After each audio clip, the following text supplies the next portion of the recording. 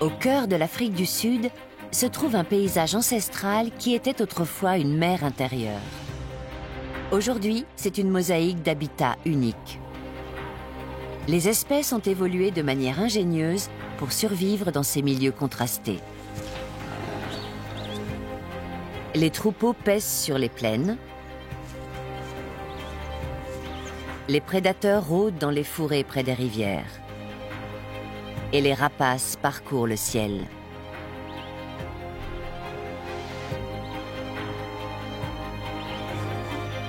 C'est un endroit unique en Afrique du Sud.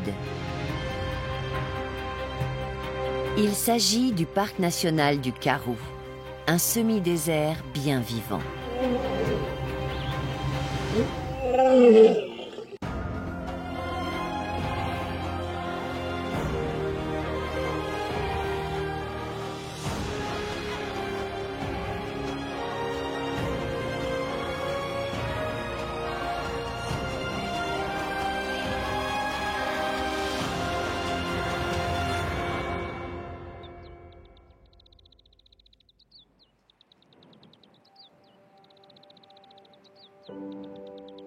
Un petit troupeau de springboks erre dans les plaines, au pied des montagnes Nuveveld, dans le parc national du Karoo. Ces plaines sont l'endroit le plus chaud et le plus sec du parc. L'eau se fait rare.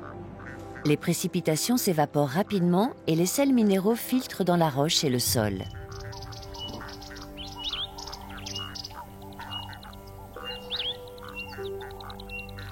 Les springboks sont robustes et survivent là où aucune autre antilope ne peut survivre. Ils sont capables d'assimiler la végétation chargée en sel qui pousse dans cet environnement.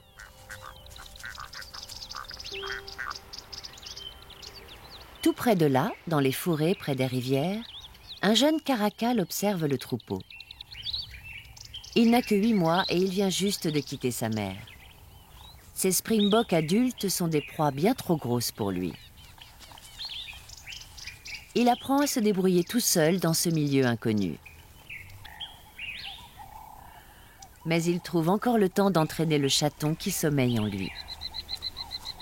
Chaque son, chaque odeur est nouveau et intéressant pour le jeune félin. Comme le lynx qui vit dans l'hémisphère nord, il a des pinceaux de poils sur les oreilles. Néanmoins, ce n'est qu'un parent lointain. Dotés d'une des meilleures ouïes parmi les mammifères, les félins peuvent entendre les ultrasons émis par leur proie. Et comme tous les adolescents, il aime manger.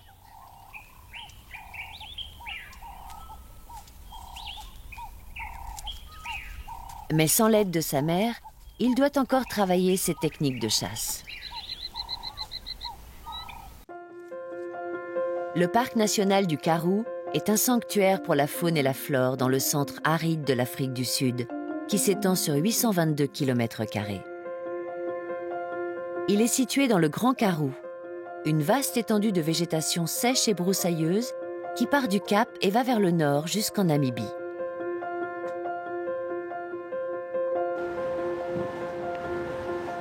Les ressources en eau font la loi dans le parc.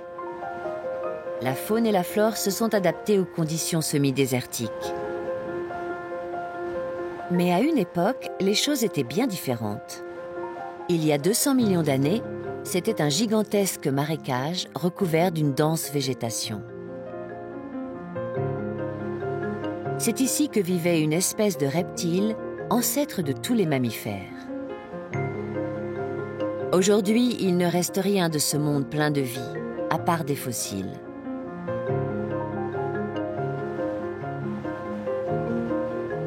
Le parc national du Karoo est traversé par les montagnes Nuveveld, petite partie d'un énorme escarpement qui scinde le pays en deux.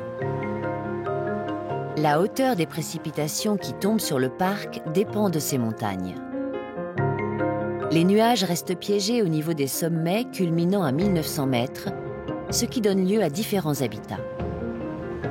La hauteur des précipitations annuelles varie de 175 mm sur les plaines sèches, au pied des montagnes, à 300 mm sur le plateau central. Au sommet des montagnes Nuveveld, elle dépasse même 400 mm.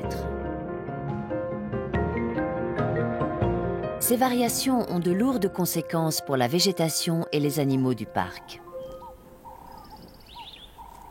Les springboks sont des animaux grégaires. Pendant la saison sèche, ils se rassemblent sur les plaines à découvert et forment de petits troupeaux. Leur alimentation est variée. Ils broutent aussi bien l'herbe tendre que les arbustes et les plantes succulentes. Grâce à cette alimentation, ils prolifèrent. C'est l'espèce d'antilope la plus représentée dans les régions sèches du sud de l'Afrique. Comme tous les caracals, ce jeune mâle est timide et secret. C'est l'un des petits félins que l'on trouve dans le sud de l'Afrique. Les caracals ne font qu'un dixième de la taille du lion. Ils n'en sont pas moins des chasseurs hors pair. La souris a repéré un petit trou. Elle essaie désespérément de fuir. Mais ces anciens terriers d'Oryctéropes sont souvent sans issue.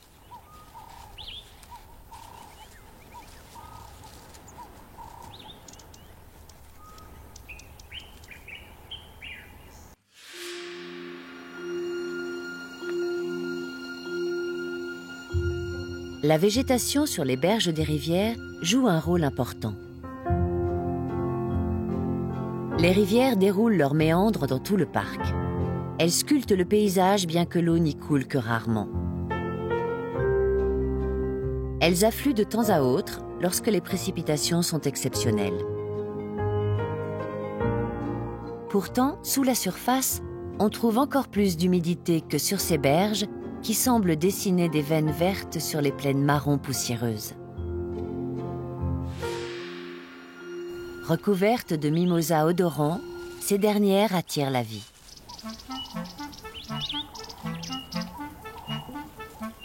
Une petite famille de vervets explore cette forêt sur les rives. Les vervets ne peuvent survivre que dans cette zone du parc. On les voit rarement ailleurs que dans les arbres. Leur régime est majoritairement végétarien, même s'il arrive parfois qu'ils mangent des insectes. Dans le désert du Karoo, les mimosas ont trouvé un moyen de dissuader les herbivores de manger leurs feuilles si précieuses, les épines. Les vervets doivent donc faire preuve d'agilité pour contourner ces défenses aiguisées. D'autant plus qu'il n'y a pas d'autres arbres dans le parc. Les vervets sont très sociables. Les petits sont éduqués par leurs parents et les baby-sitters. Comme souvent chez les primates, les mères confient leurs bébés aux membres de la famille. Cela leur permet d'avoir un autre petit plus tôt.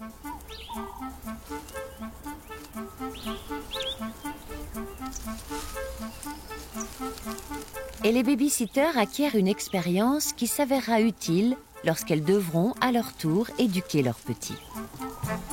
Ce jeune mâle apprend en observant les adultes.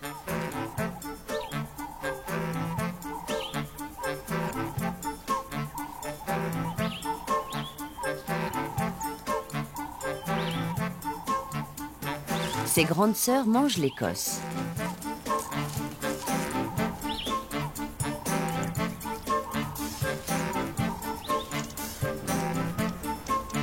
Mais il semblerait qu'il ait le palais plus audacieux.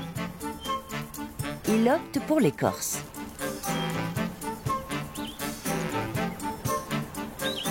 Il n'a pas encore bien compris.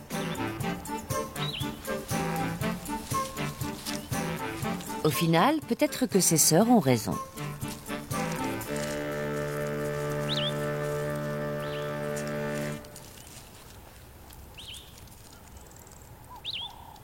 L'armure redoutable des mimosas odorants n'empêche pas les koudous et les autres herbivores de s'attaquer au feuillage.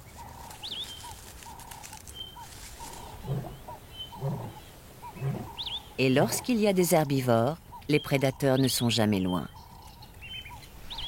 Mais ce lion a autre chose en tête.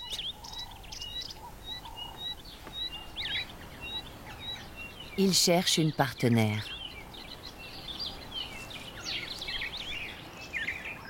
Les lions sont les plus gros prédateurs du parc.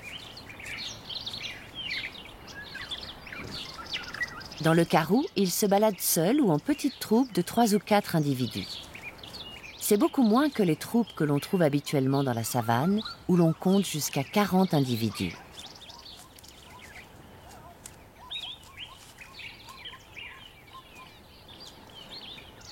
Ici, elles sont petites, car il y a peu de proies dans ce milieu aride.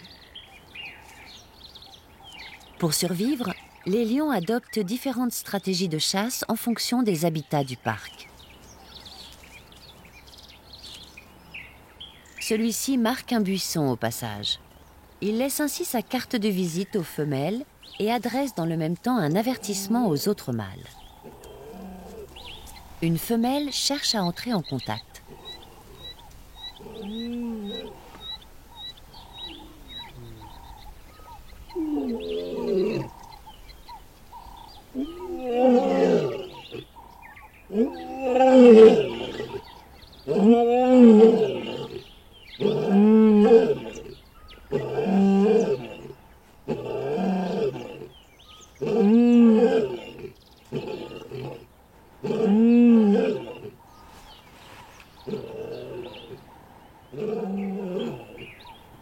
Le collier qu'elle porte permet au personnel du parc de la pister. Les données récoltées sont essentielles pour comprendre le comportement des lions dans les milieux semi-désertiques. Elle continue à chercher son partenaire.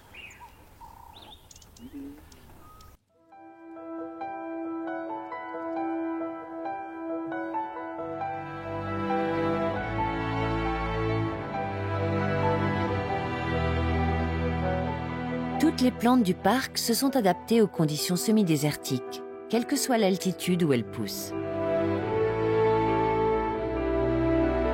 Le climat reste aride, même dans les zones les plus humides du parc. Les feuilles sont petites et recouvertes d'épaisses couches cireuses permettant de limiter les pertes d'eau.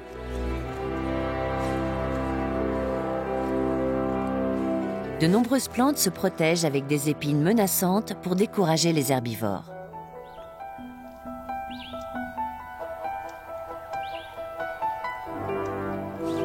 La pluie tombe plus souvent sur les sommets.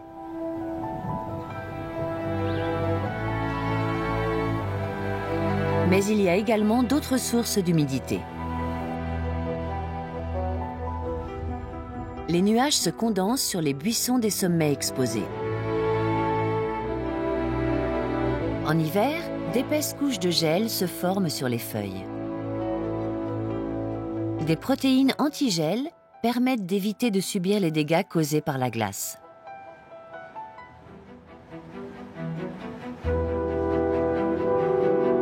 Lorsque cette glace fond, l'eau ruisselle sur les branches et les tiges et coule sur le sol, profitant ainsi aux racines.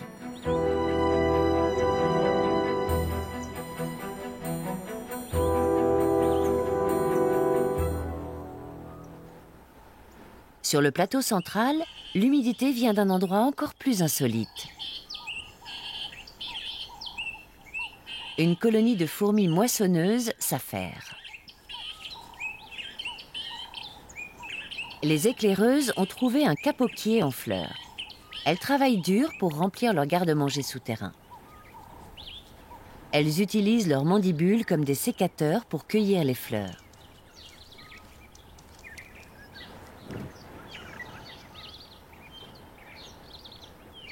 Puis, elles transportent les graines et les autres aliments dans le nid pour nourrir les larves et les ouvrières. Les fourmis cherchent de la nourriture sur une zone d'environ 200 mètres carrés autour de leur nid. Elles forment de longues chaînes jusqu'à leur habitat. Elles sont capables de transporter l'équivalent de 10 à 15 fois leur poids. Ces fourmis sont bénéfiques pour les plantes et les autres animaux qui vivent dans le même environnement. Leur nid contient plus d'humidité que les sols alentours. Il est également riche en azote, en phosphore et en potassium. Les plantes qui poussent sur les nids de fourmis moissonneuses produisent donc 2 fois plus de graines que les autres. Quand les conditions sont favorables, la colonie stocke plus de graines que nécessaire. Elle pourra ainsi se nourrir pendant les périodes difficiles.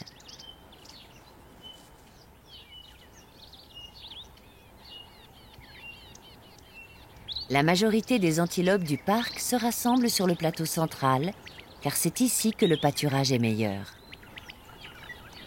Un Alcelaphus kahama mâle monte la garde. C'est la saison des amours et les mâles ont pris leur territoire.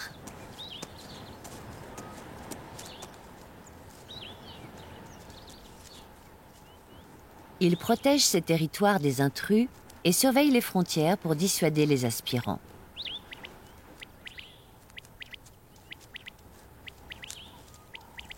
C'est primordial, surtout lorsque les troupeaux de femelles reproductrices passent par là.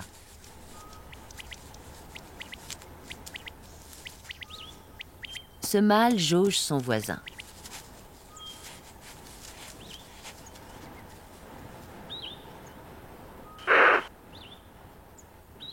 Mais avec le troupeau de femelles à proximité, il est dans une situation délicate.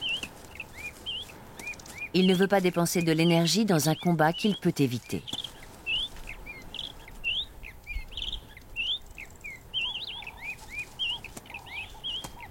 Une fois sa domination établie, il peut suivre le troupeau. Il cherchera à s'accoupler avec un maximum de femelles pendant qu'elles sont encore sur son territoire.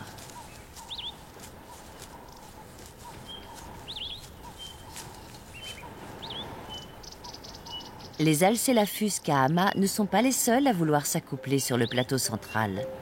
C'est aussi le cas du plus gros oiseau du monde, l'autruche. Ce mâle affiche ses intentions sur ses tibias. Pendant la saison des amours, ses tibias se colorent d'un rose vif qu'il exhibe devant les femelles disposées à s'accoupler. Il dansera également si une femelle lui en donne l'occasion.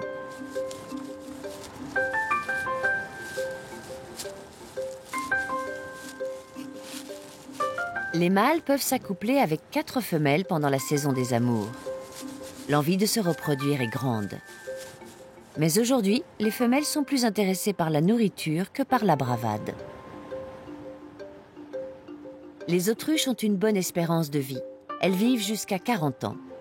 Mais la prédation est rude pour les petits, et les prédateurs, parmi lesquels le caracal et le lion, sont nombreux. Dans chaque couvée, seul un petit sur 8 ou 10 survivra. Les autruches cherchent de la nourriture parmi les petites plantes et l'herbe. Elles arrachent les plantes et mangent tout, y compris les racines. Comme tous les animaux adaptés aux environnements secs, la nourriture qu'elles consomment est une source d'hydratation.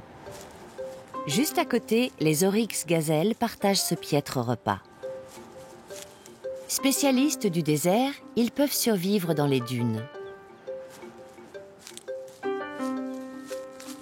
On les trouve dans tout le parc, bien qu'ils préfèrent se rassembler là où il y a de la nourriture, c'est-à-dire sur le plateau central. Ces troupeaux nomades comptent généralement 14 individus ou plus. Ils dépassent d'ailleurs souvent les 100 bêtes.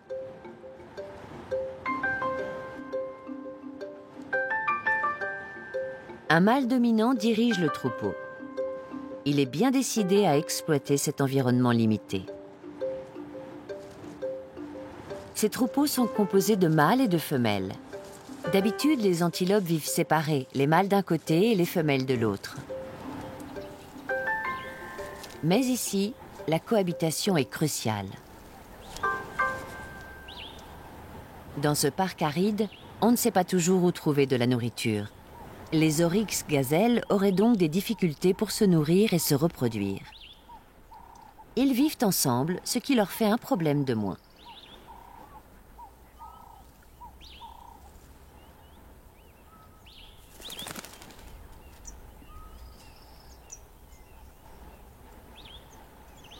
Plus haut dans les montagnes, près du sommet, 2 spécialistes des rochers très bien camouflés sont en train de manger. Les oréotragues forment des couples très unis qui se fondent dans le paysage. Les mâles ont 2 petites cornes pointues. Ils s'en servent pour se disputer les territoires. Ces petites antilopes sont parfaitement adaptées aux pentes rocailleuses des montagnes. Elles sont agiles et sautent facilement d'un rocher à l'autre. Leurs sabots sont comme des coussins qui absorbent les chocs. Elles ont ainsi une meilleure prise. Leur habitat rocailleux, associé à leur dextérité, leur permet d'échapper aux prédateurs terrestres. Mais dans le parc du Karoo, la mort peut également venir du ciel.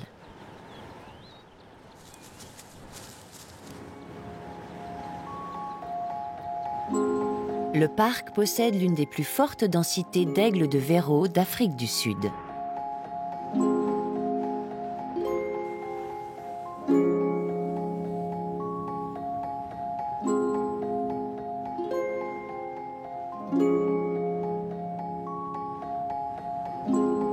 Ces derniers font leur nid sur les parois des falaises menaçantes en dolérite. Ils chassent différentes petites proies.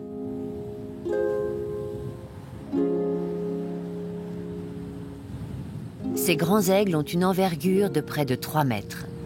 Ils transportent des lapins et des lièvres, ainsi que de petites antilopes et parfois de jeunes springboks. Mais dans le parc du Karoo, 9 fois sur 10, ils se nourrissent de damans, qu'on appelle aussi dassis. Les damans vivent presque toujours dans des habitats rocheux ou sur des falaises. Ils savent très bien sauter entre les rochers.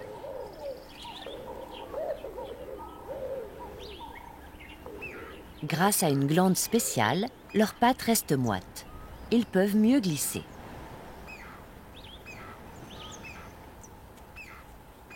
Si nécessaire, ils se nourrissent des ressources les plus pauvres. Leur estomac rempli de bactéries vient à bout de la végétation la plus dure du parc.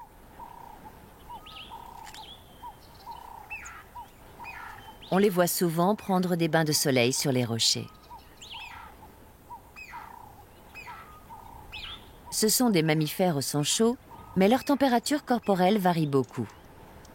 Ils sont capables d'absorber la chaleur du soleil comme les animaux au sang froid, tels que les lézards. Les damans se nourrissent près de leur habitat. Ils ne s'aventurent jamais en dehors des zones sûres. De cette façon, s'ils sont attaqués, ils courent se mettre à l'abri.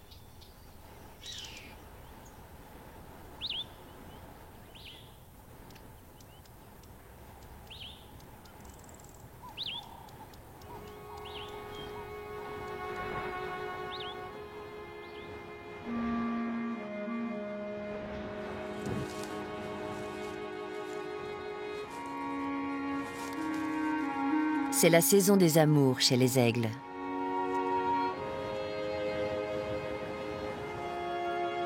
Dans le parc, ils s'accouplent presque tous les ans.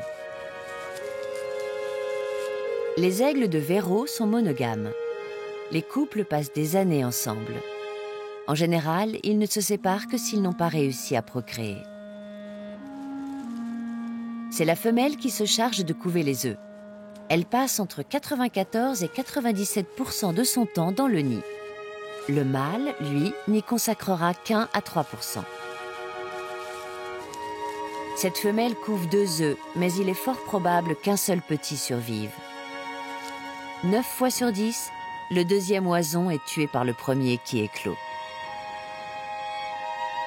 Son partenaire surveille le nid du haut d'une falaise à proximité.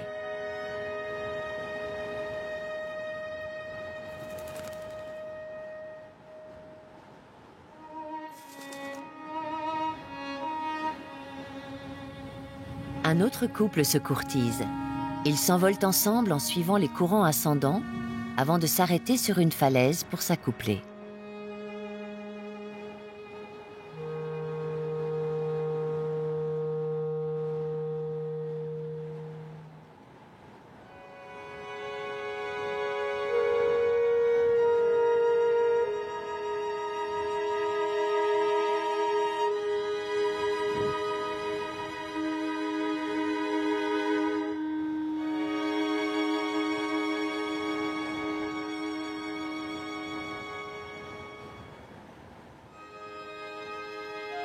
Après l'accouplement, le mâle amène des branches dans le nid.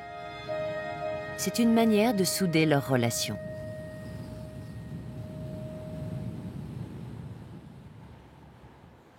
Les falaises de dolérite au sommet des montagnes Nuveveld conviennent parfaitement aux aigles et aux damans.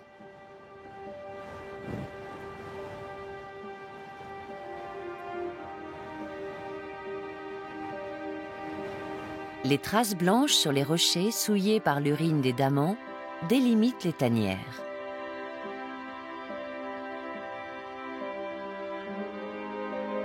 La dolérite est remontée à la surface sous forme de magma il y a des millions d'années. Cette roche en fusion s'est déversée à la surface, ce qui explique que la plupart des montagnes du Karoo ont un sommet plat.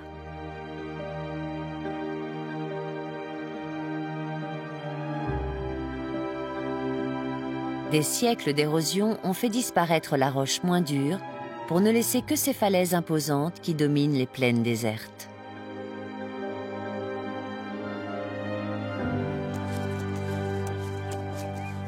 Une autre espèce spécialiste des environnements arides s'adapte bien à la vie sur les sommets. Il s'agit du zèbre de montagne.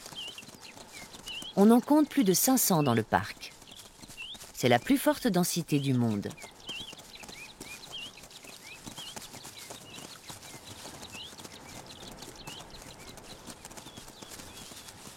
Dans le sud de l'Afrique, seuls quelques parcs possèdent 2 espèces de zèbres.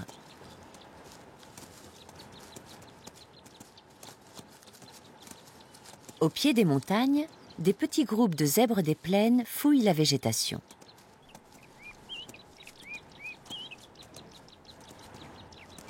Plus haut, sur les pentes, les zèbres de montagne tentent de se frayer un chemin entre les rochers.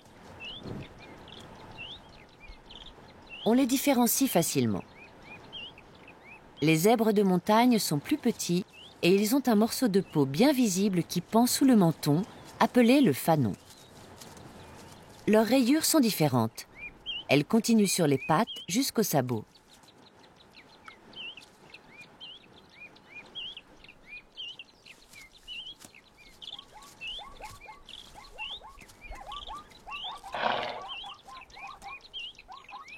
Le zèbre des plaines a des rayures à couleurs changeantes qui ne couvrent pas son ventre ni ses pattes.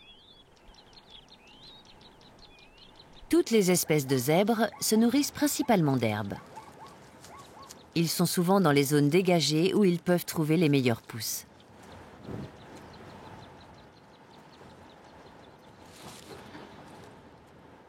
Quel que soit l'habitat, trouver de la nourriture dans ce parc désertique est un défi.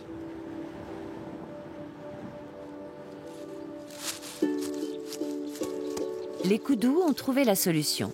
Ils restent près de la végétation drue qui recouvre les berges des rivières. Ils ne sont pas difficiles, ils mangent de nombreuses plantes.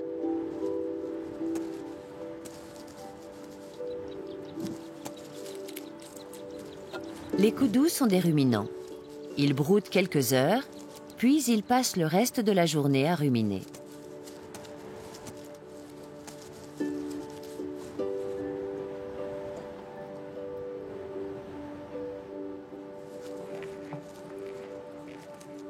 Pour faciliter la digestion, ils mâchent la nourriture, puis ils l'avalent.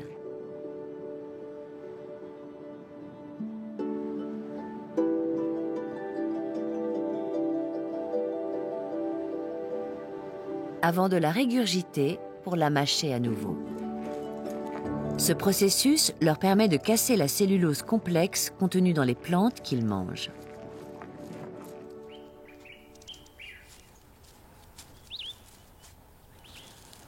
Le jeune caracal commence à jouer au chat et à la souris. Si cela paraît cruel, il s'agit en réalité de s'assurer qu'il n'y a aucun risque à manger sa proie. Les félins jouent avec leur proie afin d'affaiblir cette dernière, qui ne pourra donc plus les blesser. De cette manière, ils se protègent des blessures graves, car la moindre morsure peut entraîner une infection.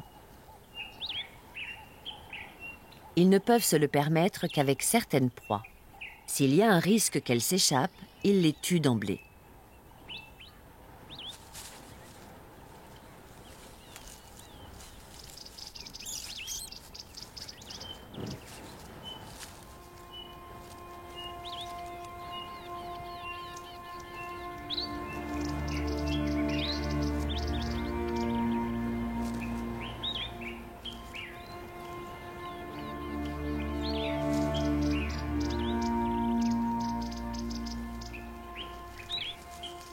Son instinct le pousse à enlever la fourrure ou les plumes de sa proie. C'est pour cela qu'il lèche la souris.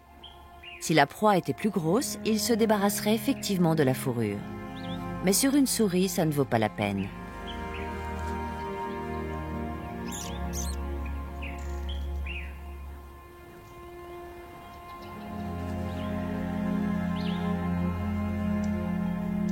Le moment venu, le félin tue sa proie. D'un coup de croc, il tranche la moelle épinière.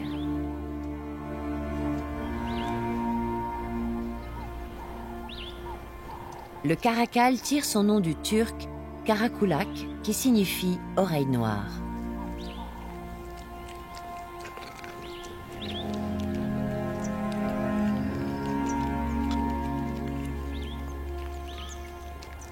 Il recrache soigneusement les intestins. Il est rare que les félins mangent les entrailles de leur proie.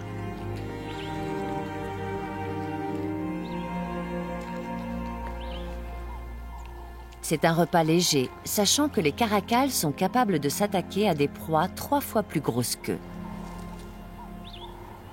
Mais pour le moment, ce sera suffisant.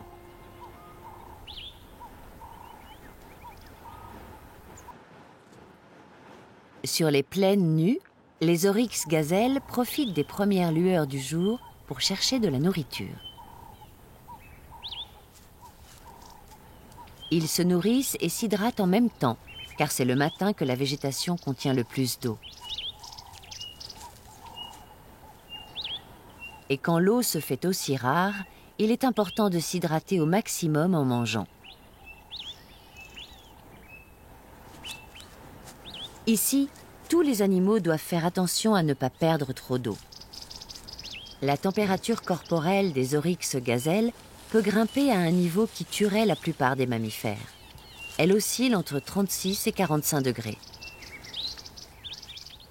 S'ils transpiraient pour faire baisser leur température corporelle, ils perdraient plus d'eau.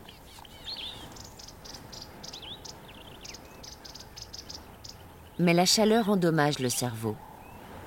Dans leur cavité nasale, les oryx gazelles ont un réseau de capillaires qui refroidissent le sang avant qu'il ne monte à la tête.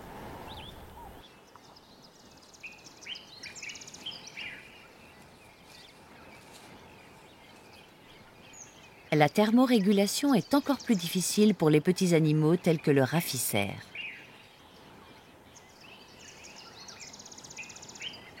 Les rafficaires mesurent moins de 50 cm. Ils absorbent donc plus de chaleur que les animaux plus grands.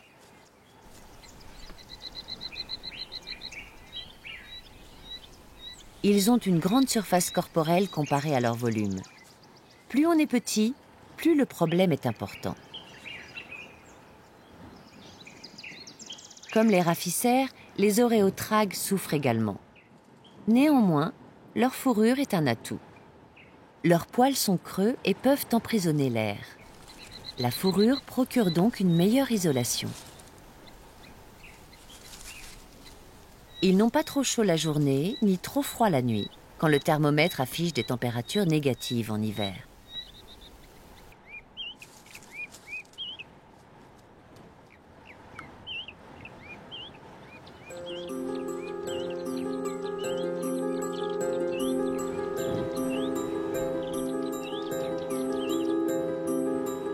Les élans sont aussi capables de s'adapter à différentes conditions climatiques. D'énormes troupeaux vivent sur le plateau central du parc. Leurs habitats sont divers, des savanes humides en passant par les semi-déserts. Les élans ont une alimentation variée. Ils se nourrissent principalement de fruits, de feuilles, de graines, d'herbes et de tubercules. Ils broutent l'herbe tendre et verte.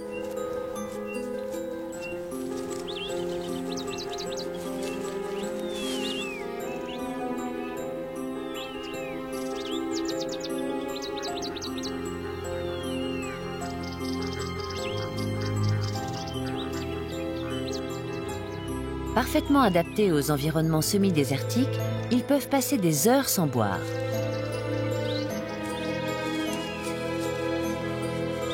Lorsqu'ils manquent d'eau, ils régulent leur température corporelle. Celle-ci peut augmenter de 7 degrés la journée et baisser le soir.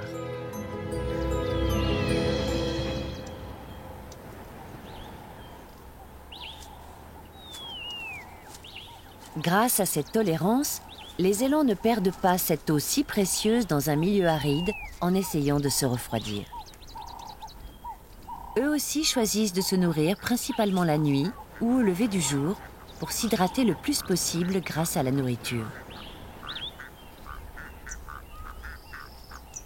Leur corpulence est un atout pour atténuer les effets des conditions climatiques. Mais il y a un inconvénient. Ce corps imposant nécessite beaucoup de nourriture. Les élans sont donc toujours en mouvement.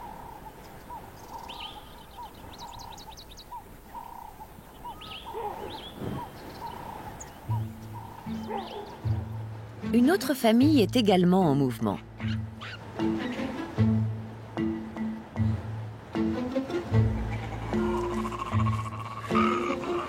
Les chacmas sont les plus gros singes du sud de l'Afrique.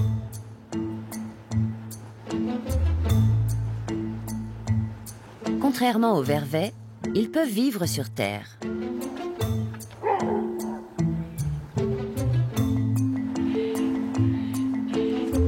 Ces rois de la débrouille mangent presque toutes les plantes comestibles qu'ils trouvent.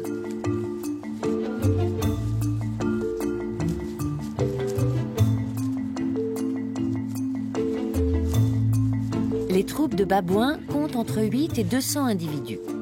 Elles sont dirigées par un mâle dominant.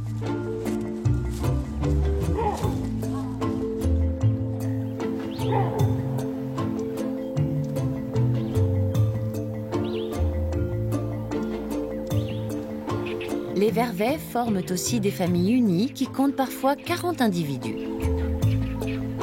Il existe des règles dans ces troupes et l'ordre hiérarchique est strict.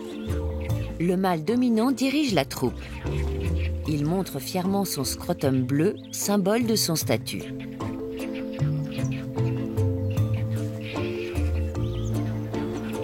Les mâles se jaugent aussi dans un effort effronté pour montrer leur masculinité.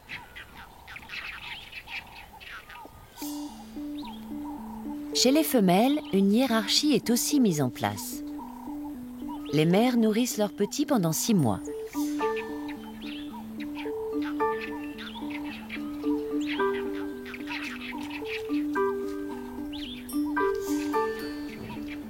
Une fois sevrés et matures, les jeunes mâles quitteront la famille. Les femelles, elles, ne partent jamais.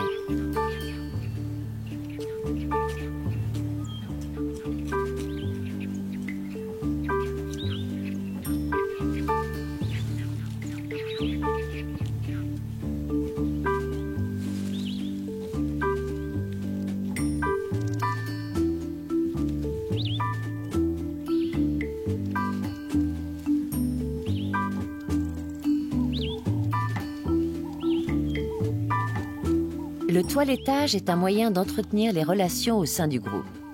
Les femelles dominantes reçoivent le plus d'attention. Chez les mâles, le toilettage est moins fréquent.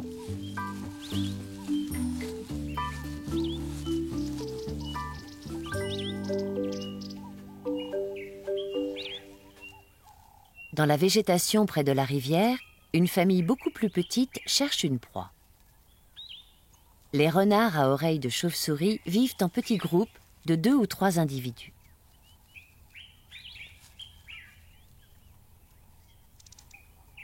Ils traquent les proies grâce à leurs oreilles ultrasensibles.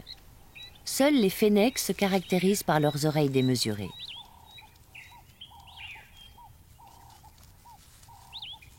Le renard à oreilles de chauve-souris est le seul canidé qui ne se nourrit plus d'autres mammifères. Ses petites dents et son museau étroit sont faits pour attraper les insectes.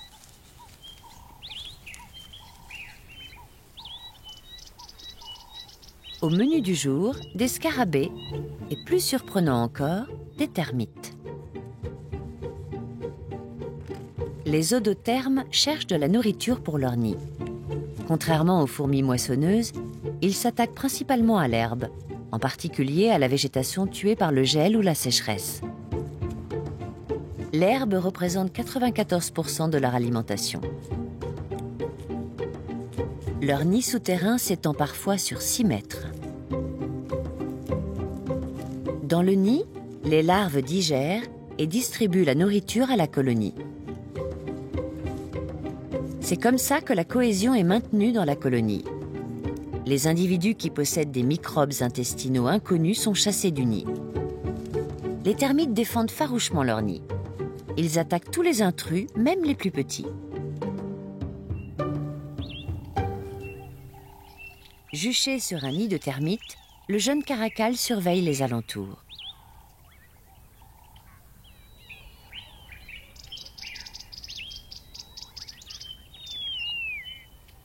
Sa cachette est tout près d'ici et il doit être prudent.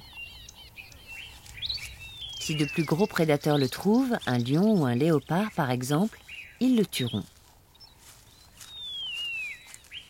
Même les caracals mâles plus âgés sont une menace.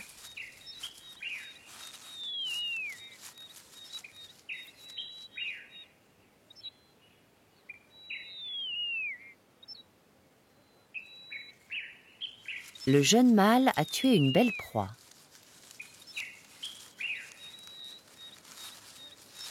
Ce lièvre est trop gros pour qu'il le mange en une seule fois. Il va donc le garder aussi longtemps que possible. Il ne faut surtout pas qu'un chacal ou un autre charognard le vole. Les caracals sont de petits félins, mais ils défendent férocement leur repas.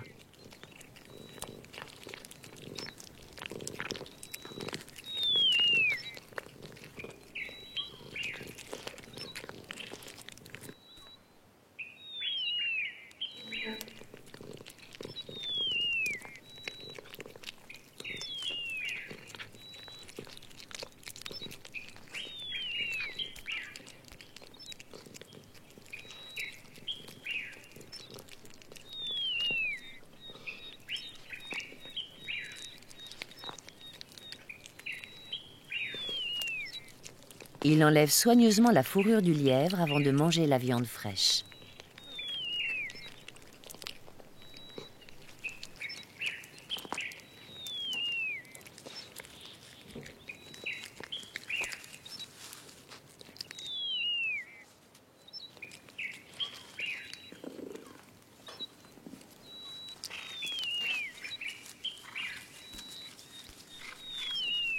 La consommation de viande l'aide à supporter les conditions arides du Karoo. C'est aussi un moyen d'obtenir l'eau dont il a besoin pour survivre.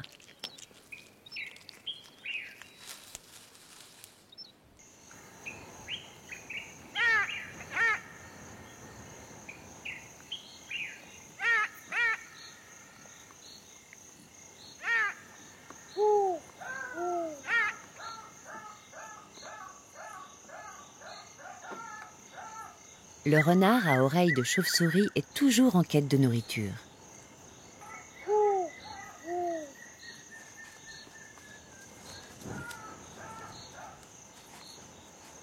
Ces canidés passent la nuit à chercher le maximum de termites, de vers et de larves.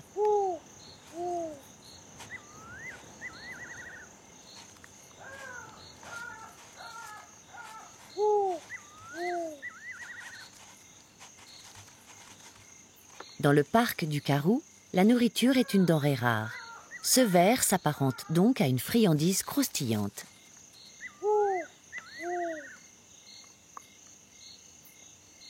Non loin de là, le jeune caracal termine les derniers morceaux de son repas. C'est la première fois qu'il tue une proie aussi grosse depuis qu'il a quitté sa mère. Il n'en perd pas une miette.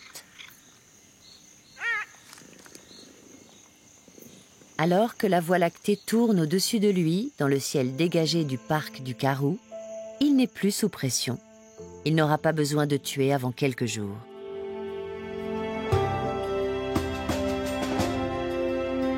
Le cœur de l'Afrique du Sud est un environnement aride spectaculaire. Des animaux de toute taille y vivent. Tous se sont magnifiquement bien adaptés aux conditions écrasantes.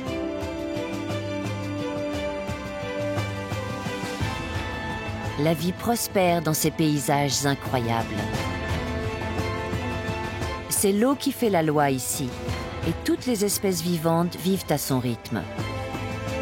Beaucoup considèrent que cette terre qui renferme un fantastique sanctuaire pour la vie sauvage est le cœur de l'Afrique du Sud. Voici le parc national du Karoo.